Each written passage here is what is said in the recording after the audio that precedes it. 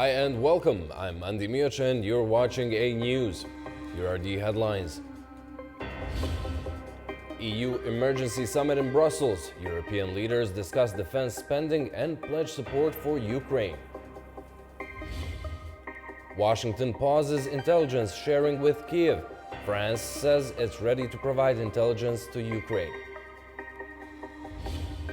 US President Donald Trump delays tariffs on most goods from Mexico for a month.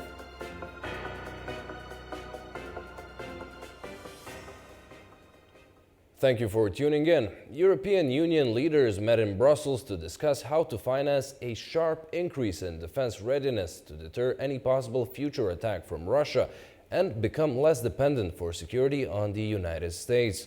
Ukraine's President Volodymyr Zelensky joined European leaders and thanked them for their continued support. Ahead of the talks, European Council and European Commission Presidents Antonio Costa and Ursula von der Leyen reaffirmed their support for Ukraine after the US suspended its military aid for Kiev. Now we are here today to take decisions and to deliver. First of all, I would like to thank the European Commission to come so soon with concrete proposals that give the opportunity for us to take concrete decisions. We want a peace through strength. And this is the reason why I present today to the leaders the Rearm Europe plan. The Rearm Europe plan provides up to 800 billion euros for defense investment. It gives the member states fiscal space to invest in defense. It gives the member states possibility to invest in the Ukrainian defense industry or to procure military capabilities that go right away to Ukraine. We are very thankful that we are not alone, and these are not just words, we feel it. It's very important. You made a strong signal to Ukrainian people, to Ukrainian warriors, to civilians, to all our families, and it's great that we are not alone. We feel it and we know it. Thank you so much for everything. Across town in the NATO headquarters, Polish President Andrzej Duda met NATO Secretary General Mark Rutte to talk Ukraine and the alliance's June summit in The Hague. Duda said he wanted all NATO countries to decide on raising their defense spending to at least 3% of GDP immediately, saying it was necessary to deter Russia. Rutte spoke on the future of the transatlantic partnership and expressed cautious optimism that talks between Ukraine and the US could lead to a positive result. So do you have any idea how to use this opportunity? These are uncertain times, and I know some may have concerns about NATO's future, so let me be clear. The transatlantic relationship and the transatlantic partnership remains the bedrock of our alliance. President Trump has made clear its commitment of the US and his commitment personally to NATO. And it has also made clear the expectation that we in Europe must do more in terms of defense spending. Przyjechałem tutaj do Brukseli I między innymi złożyłem na ręce pana. I arrived here to Brussels, and among other things, I submitted to the Secretary General a written request that this matter be raised at the upcoming summit in The Hague, and that such a decision be made within NATO that at least 3% of the GDP of the member states of the alliance, of course, it could be more if anyone wants, be allocated to defense, and not by 2030, but immediately. At least 5 people were killed and dozens injured when a missile hit a hotel in the Ukrainian city of Kryvyi Rih. Rescuers have saved 19 people, but more could be trapped under the rubble, according to Ukrainian officials. The strike triggered a fire, and officials warned of a possible second attack. Kryvyi Rih is Ukraine President Volodymyr Zelensky's hometown and has been hit multiple times during the war. After the US suspended military aid and sharing of intelligence with Ukraine, Kiev is looking for alternatives. In the meantime, Paris vowed that its intelligence support will continue. Ross Cullen brings more on that from Kiev. Well, the United States has not only decided to suspend military aid to Ukraine, it has also suspended the sharing of intelligence. The CIA Director Jim Ratcliffe has said, though, that that could restart if there will be a progress made in peace talks. And he's also said, I think we will stand shoulder to shoulder with Ukraine to push back against the aggression that is there. However, on Thursday, there was the announcement from France that it's going to step up the sharing of intelligence with Ukraine.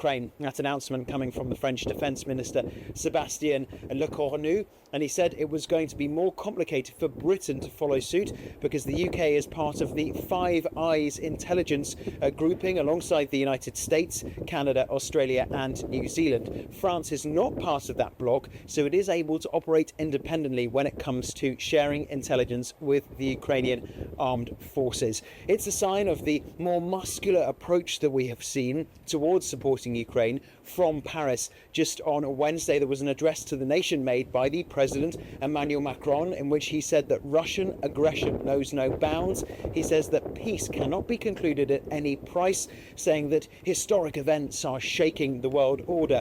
And he also suggested expanding the use potentially of France's nuclear deterrent, saying that he is going to start strategic discussions on the defence of the entire continent with our nuclear weapons. So certainly we are seeing an increased positioning from France on the potential deployment of troops inside Ukraine after any peace deal is negotiated, on potentially expanding the uses of France's nuclear deterrent in Europe, and now on Thursday the announcement that it's going to increase the sharing of military intelligence with Ukraine.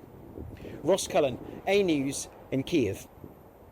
The Trump administration is planning to revoke the temporary legal status of approximately 240,000 Ukrainians, potentially leading to deportations, according to a senior Trump official and three sources familiar with the matter.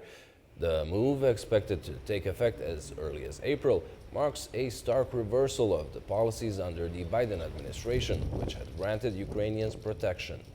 The decision is part of a broader effort to end temporary humanitarian parole protections for more than 1.8 million migrants who entered the U.S. under Joe Biden's programs. The Department of Homeland Security has not made an official announcement. Both the White House and the Ukrainian embassy have declined to comment. Donald Trump has issued what he calls a last warning to Hamas, demanding the immediate release of all hostages held in Gaza. This follows direct talks between U.S. officials and Hamas, marking a departure from Washington's long-standing policy of avoiding contact with the group. They think they're doing us a favor by sending us bodies. US President Donald Trump says that Hamas must release all hostages and return the bodies of those killed. He made the announcement on his Truth Social platform, warning that failure to comply would result in severe consequences. He also promised what he called a beautiful future to Gaza civilians, but not if they hold hostages. His warning comes just hours after the US confirmed direct negotiations with Hamas, a significant departure from US policy against negotiating with groups that the US brands as terrorist organizations. The talks come as a fragile Israel-Hamas ceasefire remains in question. The White House also confirmed that US officials have held 2 direct meetings with Hamas representatives in Doha, Qatar, following several indirect communications.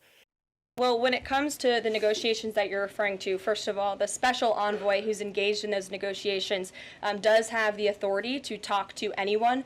Israel was consulted on this matter. And look, dialogue and talking to people around the world to do what's in the best interest of the American people is something that the president has proven is what he believes is good faith effort to do what's right for the American people. As diplomatic efforts continue, Israel maintains that 59 hostages remain in Gaza. Hamas has yet to comment on Trump's threats.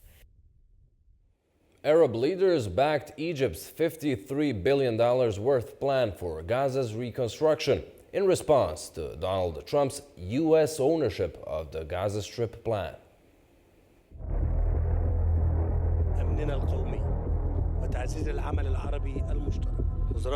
In a packed summit in Cairo today, Egyptian President Abdel Fattah el-Sisi unveiled a bold $53 billion blueprint that would allow Gaza's 2 million Palestinians to stay in their homeland while rebuilding it from the ground up. This isn't just about buildings and infrastructure. It's about competing visions for the future of a region that has seen 15 months of devastating conflict. El-Sisi didn't mince words when addressing the gathering. This plan preserves the right of Palestinian people in rebuilding their nation and guarantees their existence on their land, the Egyptian president declared. There will be no true peace without the establishment of a Palestinian state. What makes this summit particularly significant is who was in the room. The Emir of Qatar, the UAE's vice president, and Saudi Arabia's foreign minister, countries that were central to the historic Abraham Accords peace deals brokered during Trump's first term, all threw their diplomatic weight behind Egypt's vision. These same nations, which normalized relations with Israel in 2020 in what was hailed as a breakthrough for regional stability, are now pushing back against the current administration's approach to Gaza. The Abraham Accords were meant to chart a new course for Israeli-Arab relations, but the ongoing Gaza conflict has severely tested these diplomatic bridges.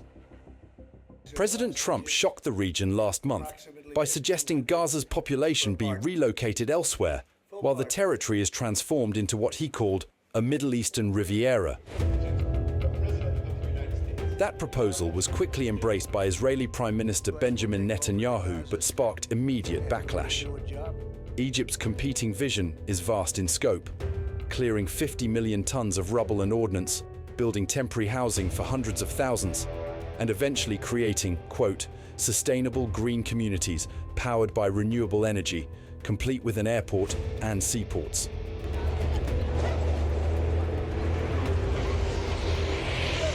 Meanwhile, the humanitarian situation grows more challenging by the day.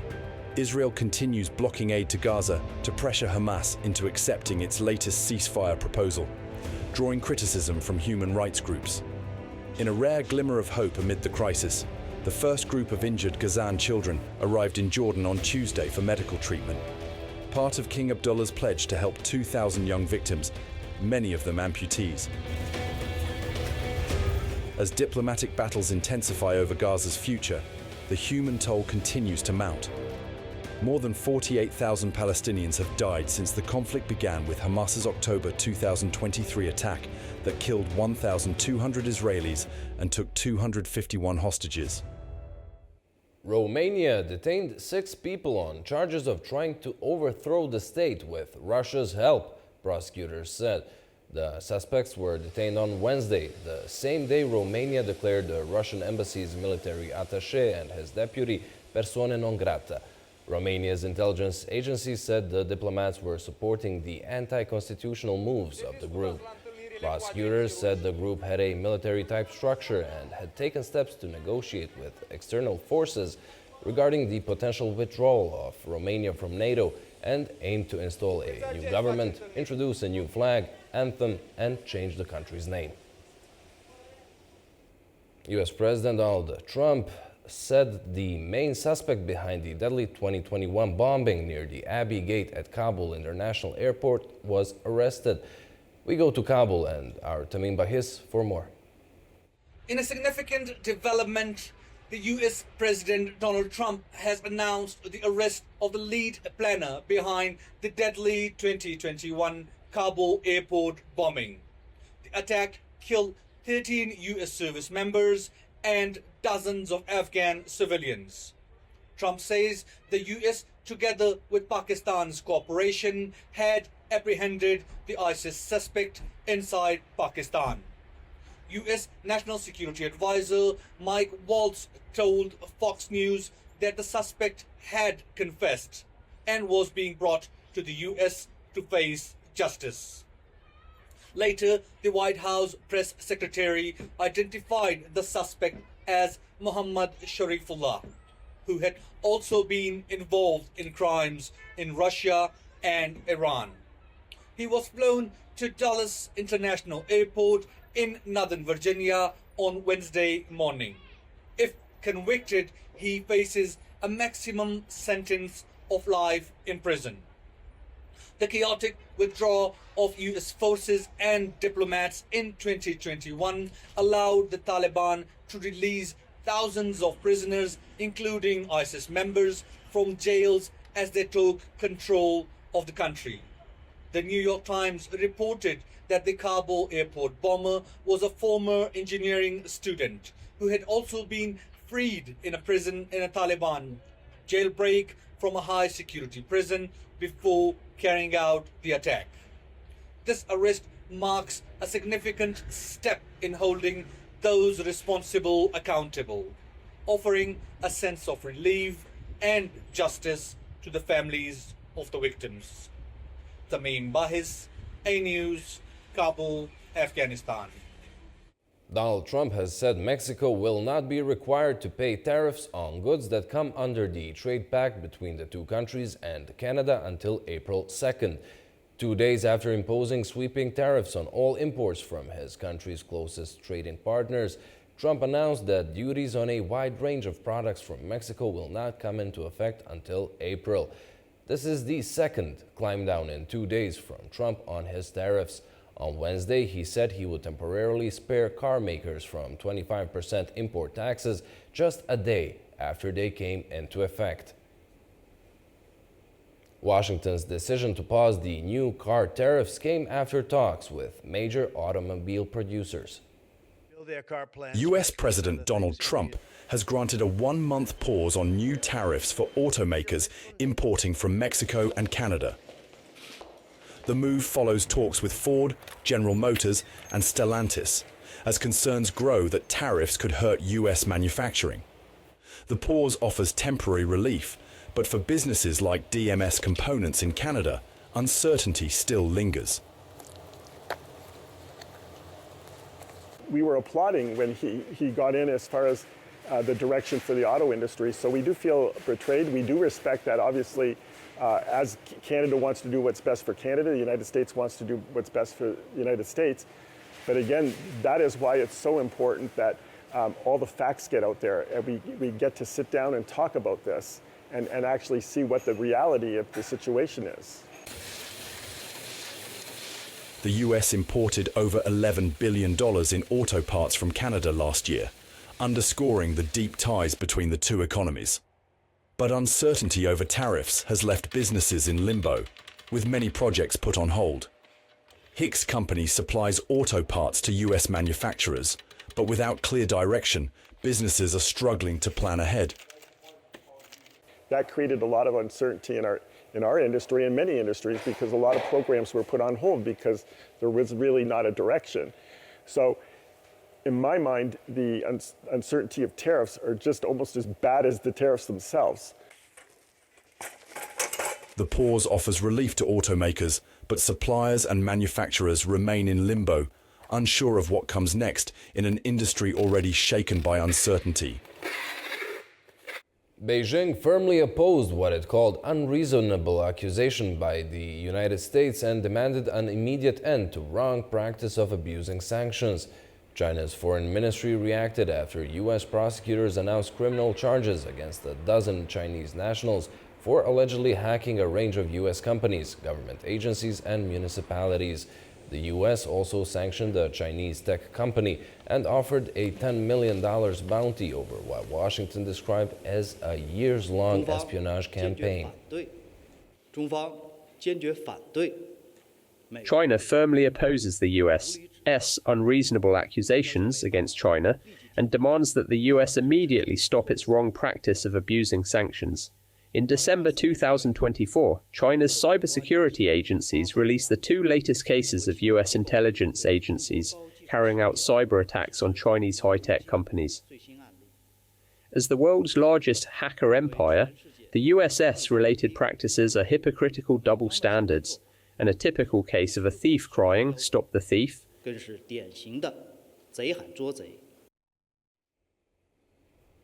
In tourism news, in 2024, Azerbaijan's Shahdag Mountain Resort saw a significant increase in the number of visitors from Central Asia. As the demand for winter sports grows, industry leaders gathered at the Eurasian Mountain Tourism Forum to discuss the future of mountain tourism.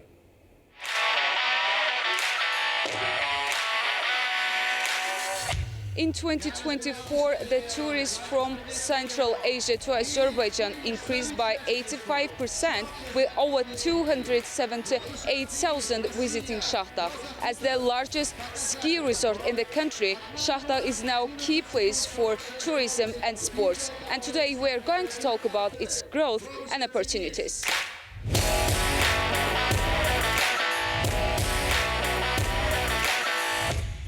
The Eurasian Mountain Resorts Alliance is driving a major transformation, creating opportunities for economic expansion beyond the traditional energy sector. Experts argue that tourism, unlike oil and gas, is a sustainable and renewable industry that can generate long-term prosperity. This was discussed at the forum on the prospects and opportunities of mountain tourism in Eurasia in the Shahdagh Tourism Centre. Tourism is an industry that never runs out. People will always want to travel, to be with nature, and to experience new destinations. That's why we believe mountain tourism can significantly contribute to economic diversification and improve the well-being of our citizens. The key is to build strong cooperation among resorts and learn from each other. One of the primary objectives of the forum is to establish an integrated regional tourism strategy that will streamline cross-border travel for winter sports enthusiasts. A key initiative is the introduction of a single ski pass, which will allow tourists to access multiple resorts in different countries under one ticket. Ski resorts in Eurasia are shifting towards cooperative strategies, creating joint marketing campaigns and establishing tourism corridors between member countries. Uzbekistan and Azerbaijan, for example, have already taken steps toward boosting travel between their resorts. We are working on a unified ski pass for Alliance members, which will allow tourists to experience skiing across multiple destinations with a single ticket. This is a major step toward integrating regional tourism. Flights between Uzbekistan and Azerbaijan are increasing, making it easier for visitors to explore different resorts. Kazakhstan is also playing a key role in this expansion. Resorts such as Shimbulak are actively collaborating with Shahdagh to increase tourist exchanges, hosting joint events and cultural tourism programs. We see that on 24% increasing of numbers of tourism and we are thinking that to take a union like our possibility to grow more. So with our participants, with the Azerbaijan team, we developed the special program where we are sharing our tourists with Kazakhstan and Azerbaijan. We held the special days of Azerbaijan in Kazakhstan and Kazakhstan in Azerbaijan, and it helped us to promote our destinations. Beyond regional collaboration, the meeting is also focusing on the development of ski infrastructure to attract more international tourists. Shahdagh alone has expanded its slopes by 3.8 kilometres and introduced a new 1.8 kilometre course specifically designed for international competitions. By studying best practices from other resorts, we are enhancing our operations in marketing, human resources and technical management. Our partnerships with international tourism companies allow us to increase visitor numbers by 20 to 30% each year. Most of our tourists come from Russia, but we are actively expanding into new markets. Kazakhstan's Vice Minister of Tourism, Yerzan Yerkinbayev, emphasised that while state support is important, private investment plays a crucial role in the sustainable growth of mountain tourism. The government cannot fully finance all projects, so we are working with private investors to develop new cable cars, artificial snowmaking systems, and world-class facilities. This model is essential for ensuring long-term success in mountain tourism. Shahdagh, which first opened in 2012, is now positioning itself as a leading destination for winter sports in the region. Its hosting of the Eurasian Mountain Tourism Forum signals Azerbaijan's commitment to growing this sector and strengthening cooperation with international partners. The forum also marked the expansion of the alliance, with South Korea's Mono-Yongpyong mountain resort officially joining as a new member. The countdown to the Milano Cortina 2026 Winter Olympics and Paralympic Games has begun. Italy's ski resorts in the Dolomite Mountains are preparing to host the 50th anniversary of the first Winter Paralympic Games. With just a year to go, Italy's ski resorts in the Dolomite Mountains are preparing to host the Milano Cortina 2026 Olympic and Paralympic Games. Work on the key snow sports venues are intensifying as organizers look to keep their plans on track. It will be Milan's first time covering the event. However, Cortina hosted it back in 1956.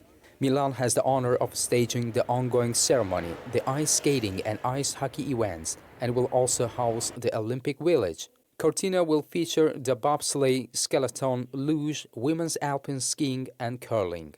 It will be the 50th anniversary of the first Winter Paralympic Games, and also it's the second time Italy will have hosted the Paralympic Games.